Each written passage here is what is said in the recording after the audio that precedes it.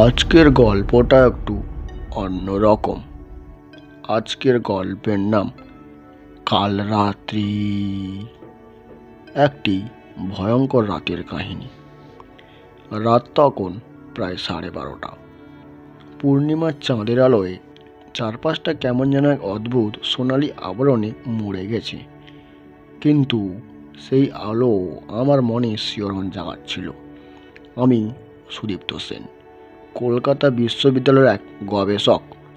লোককথা ও অতি প্রাকৃত বিষয় নিয়ে আমি কাজ করি। কয়েকদিন ধরেই শুনেছিলাম ও এই গ্রামের শেষ প্রান্তে থাকা সেই পরিত্যক্ত বাড়ি নিয়ে নানান গল্প। স্থানীয়রা বলে ওখানে একসময় জমিদার জগদীশ রায় থাকতেন। এক অভিশপ্ত রাতের পর তিনি আর তার পরিবার, এমনিকি তার চাকর বাকররাও উধাও হয়ে যান। কেউ বলে কাল রাতে তারা সবাই ভূতের পাল্লায় পড়ে মরে গেছে। আবার কেউ বলে সে রাতে তান্ত্রিকদের এক গোপন যজ্ঞ চলছিল। এরপর থেকে তারা কেউ আর রাত বিরেতে ওদিকে যায় না। কিন্তু আমি সেই বাড়ির রহস্য উন্মোচন করতে এখানে এসেছি। পথটা খুবই সরু, দুই পাশে উঁচু ঘাস আর পুরনো বট গাছের শিকড় ঝুলছে। বাতাসে একটা তীব্র পচা গন্ধ। আমার হাতে টর্চ, ব্যাগে কিছু যন্ত্রপাতি আর বুকের ভেতর অজানা উত্তেজনা। আমি পা টিপে টিপে বাড়ির গেটে পৌঁছতেই হঠাৎ একটা ঝোপের মধ্যে থেকে আওয়াজ এলো। আমি থমকে দাঁড়ালাম, চোখ টান টান করে দেখার চেষ্টা করলাম, কিন্তু কিছুই স্পষ্ট বুঝতে পারলাম না। একটু এগিয়ে যেতেই মনে হলো কেউ বা কিছু আমার ঠিক পাশ দিয়ে ছায়ার মতো উড়ে গেল। আমার তখন শির দাঁড়াবিয়ে ঠান্ডা স্রোত বয়ে গেল। বাড়ির গেটটা অনেক দিনের পুরনো, মরচেও ধরা। ধাক্কা দিতে কড়কড় শব্দ করে খুলে গেল। ভেতরে পা রাখতে আশেপাশের পরিবেশ যেন বদলে গেল। বাতাস থেমে গেল, একটা স্থির নিস্তবতা নেমে এলো। অন্ধকারে বাড়ির ধ্বংসস্তূপের ছায়াগুলো যেন লম্বা হয়ে আমাকে গ্রাস করতে চাইছে। আমি ধীরে ধীরে ভেতরে ঢুকলাম।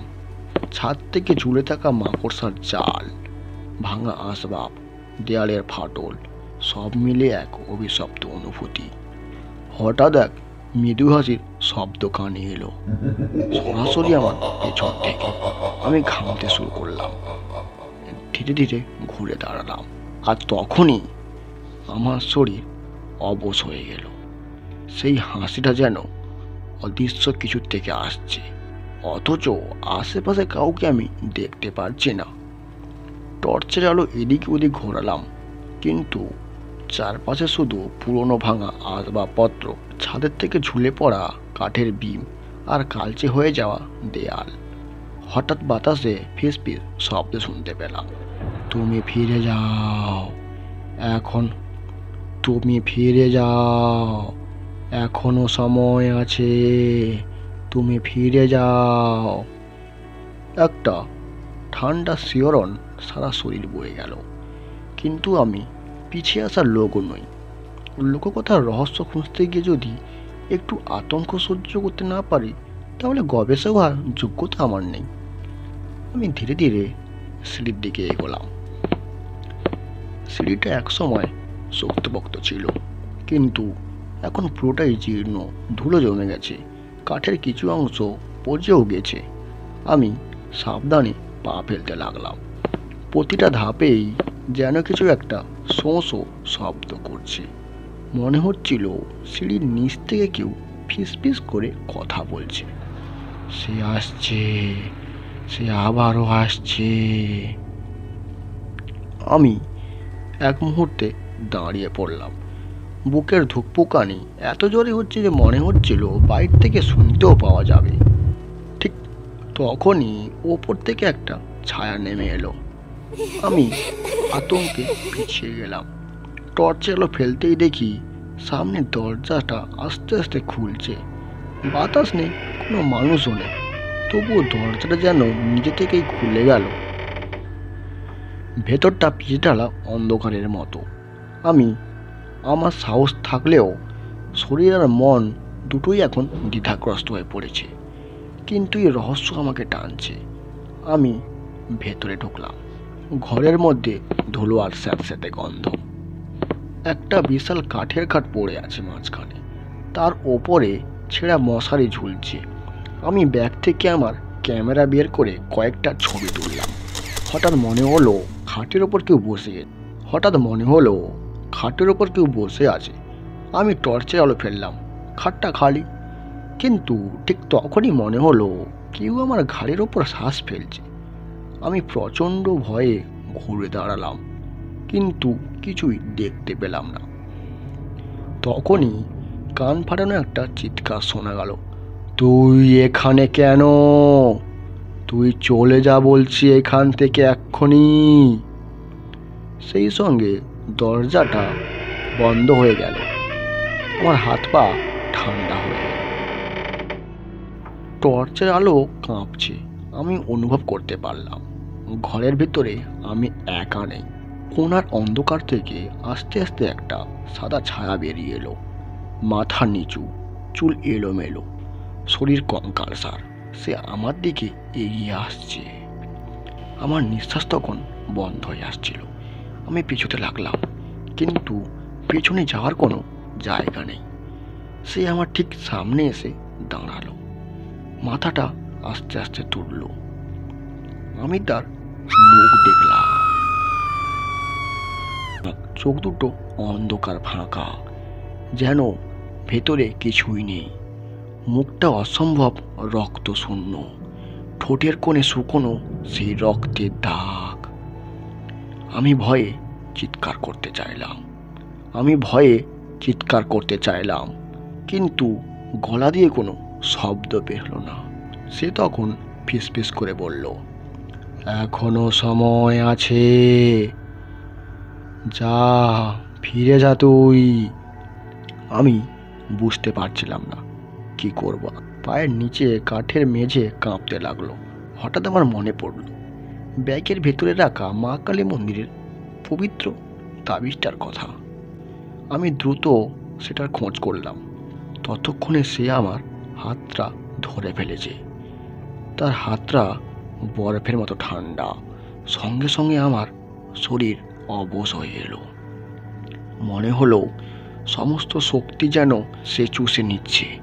আমি প্রাণপণে ব্যাগের ভিতরে খুঁজতে লাগলাম সেই তাবিজটা বের করার জন্য।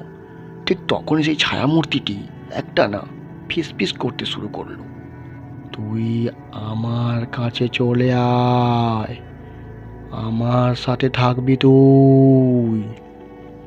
তার কণ্ঠস্বর যেন 1000 বছরের পুরনো। মনে হচ্ছিল একটি অদ্ভুত চুম্বকের শক্তি আমাকে তার দিকে টেনে নিচ্ছে। আমার চোখ ধীরে ধীরে ভারী হয়ে আসছিল। না, আমি এখনো হাল ছাড়তে পারি না। আমি সে শক্তি দিয়ে তাবিজটা বের করে তার সামনে ধরলাম। তাবিজটা দেখেই সে বিকটভাবে চেঁচিয়ে উঠল, না না, এটা আমার নয়। তার কণ্ঠস্বর যেন সারা ঘর কাঁপিয়ে দিল। বাতাসের মধ্যে কেমন একটা পচা গন্ধ ছড়িয়ে পড়ল। চারপাশে যেন অদৃশ্য ঝড় বইতে শুরু করলো। সে পিছু হটল, আর আমি সুযোগ বুঝে পেছনের দরজার দিকে দৌড়তে লাগলাম। কিন্তু দরজাটা শক্ত করে বন্ধ। আমি ঘামতে ঘামতে দরজা ধাক্কাতে পড়লাম। পেছনে তাকাতেই দেখি সেই ছায়া আবার এগিয়ে আসছে। তুই পালাতে পারবি না। আমি পাগলের মতো দরজাটা টানলাম। ঠিক তখনই একটা অদৃশ্য হাত আমার কাঁধে চেপে ধরল। আমি আর্তনাদ করে দরজাটা ধাক্কাতে লাগলাম, কিন্তু দরজাটা যেন কোনো অদৃশ্য শক্তি ধরে রেখেছে। পেছনে তাকানোর সাহস ছিল না, কিন্তু অনুভব করলাম সেই হাতের স্পর্শ ধীরে ধীরে আমার ঘাড় বেয়ে নামছে। অচমকা একটা বিকট আওয়াজ, পুরো বাড়িটা যেন কেঁপে উঠল। আমার মাথার ওপর থেকে একটা ভারী কাঠের বিম ভেঙে পড়ল। কোনো মতে সরে গিয়ে বাঁচলাম, কিন্তু সেই সুযোগেই দরজাটাও খুলে গেল। আমি ছুটে বাইরে বেরিয়ে এলাম। বাইরে আসতেই বুঝলাম বাড়ির আশেপাশের পরিবেশটা কেমন যেন বদলে গেছে। বাতাস থমথমে, গাছগুলো অদ্ভুতভাবে দুলছে, আর দূরে কোথাও শেয়ালের ডাকও শোনা যাচ্ছে। আমি এক মুহূর্ত নষ্ট না করে দৌড়তে লাগলাম, কিন্তু ঠিক তখনই পিছন থেকে সেই কণ্ঠস্বর ভেসে এলো, তুই ফিরে আসবি, তোর পথ এখনো শেষ হয়নি। আমি আর পিছনে ফিরে তাকালাম না। পরদিন সকালে স্থানীয়দের সব বলার পর তারা আমাকে জানালো যে রাতে আমি সেই বাড়িতে ঢুকেছিলাম, সেই রাত্রিটাই ছিল কাল রাত্রি। বছরের একটা নির্দিষ্ট রাতে ওই বাড়ির অসহ্য আত্মারা আরও শক্তিশালী হয়ে ওঠে। বহু বছর আগে সেই রাতে জগদীশ রায় ও তার পরিবার নিখোঁজ হয়েছিল। গ্রামের এক বৃদ্ধ বলল, তুই বেঁচে এসেছিস, এটাই ভাগ্য, কিন্তু সাবধান, ওরা তোকে এখনো ছাড়বে না। আমি সেই রাতের কথা এখনো ভুলতে পারিনি। আজও মাঝরাতে ঘুম ভেঙে যায়, মনে হয় কেউ যেন ফিসফিসিয়ে ডাকছে আমায়, আয়, ফিরে আয় আমার কাছে।